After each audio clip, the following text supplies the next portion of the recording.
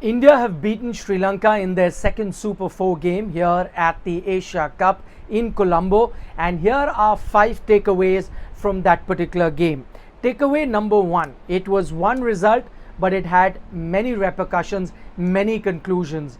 So this victory over India also means that India become the first team to qualify for the final of Asia Cup 2023, and that is very important considering the last time India played in Asia Cup did not even reach the final. So that's the first hurdle that the Indian team has been able to cross because of this result. That's one conclusion. The other conclusion is that this also marks the end of the campaign for Bangladesh in this Asia Cup. They still had a mathematical chance of qualifying for the final, but after India's win, that chance is over. Now it's a virtual semi-final between Sri Lanka and Pakistan to decide which team joins India in the final of the Asia Cup. The other conclusion from this game is that this has also ended Sri Lanka's hot winning streak. They had a 13-match winning streak, and that is ended with this loss to India.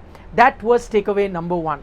Takeaway number 2 is the fitness of 2 very crucial players for India, both making a comeback after long-term injuries in Jasprit Bumrah and KL Rahul, and both have passed that fitness test with flying colours. This could have been the toughest fitness test for them because you were playing in the hot and humid conditions of Colombo.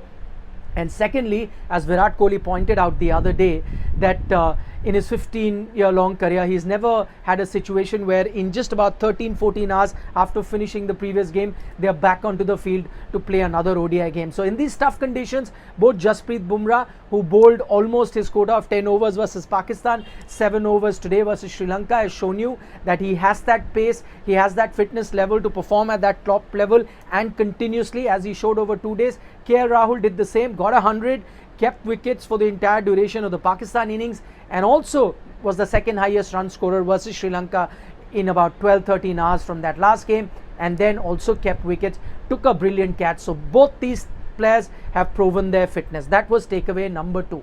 Takeaway number 3 is that man Kuldeep Yadav. I do not think any other man in a 24-hour cycle has taken 9 wickets in ODI cricket. Yes, it came over 2 ODIs, but if you look at the 24-hour period, he should be the first man to take 9 wickets. The most wickets taken in one ODI match belongs to Chaminda Vas, who did it exactly in this city in Colombo, where he picked up 9 wickets, giving away 18 runs. That happened at the SEC versus Zimbabwe in 2001. But I don't think anyone ever played back-to-back ODIs. So in that sense, Kuldeep Yadav, 9 wickets in 24 hours, take a bow, has been outstanding. His journey from almost oblivion back to international cricket and now as one of India's primary wicket taker has been incredible. Takeaway number 3. Takeaway number 4 is the fact, for the very first time, after a long time, I felt that the Indian team was the away team. I was in England, in Australia, in the UAE, covering matches in India in the recent past, and everywhere you go, the Indian team feels like the home team because the maximum amount of support through the crowd that is there for any team is the Indian team. No matter where they play, no matter what the opposition, they feel like the home team because that's the support that they get. For the first time after a long time, they were feeling like an away team because the Premadasa Stadium was packed with Sri Lankan fans. So it was a rarity to see. The loudest cheer was when there was a Sri Lankan boundary. The loudest cheer was when an Indian wicket fell. Usually it is exactly the opposite. That was takeaway number 4. And takeaway number 5 is another spinner in Akshar Patel. I think these were the best conditions for a spinner to prosper.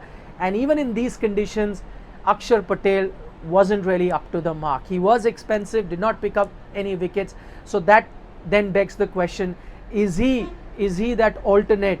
Can he be the option on a day you have a spinning track who can be the number 8 batter and that bowler as well? Can he do the job as a bowler? He can do the job as a batsman, and he did today with that 26, which proved to be crucial because remember the victory margin is just 41. So his batting was very crucial, but can he do the job with the ball? That's a question that the Indian team will try to look for answers in the future game. For the moment, those are the takeaways. India versus Sri Lanka. Now the game between India and Bangladesh, inconsequential. So maybe the Indian team can make a few experiments, make a few changes. For the moment, Nikhil Naz signing off for Sports Today.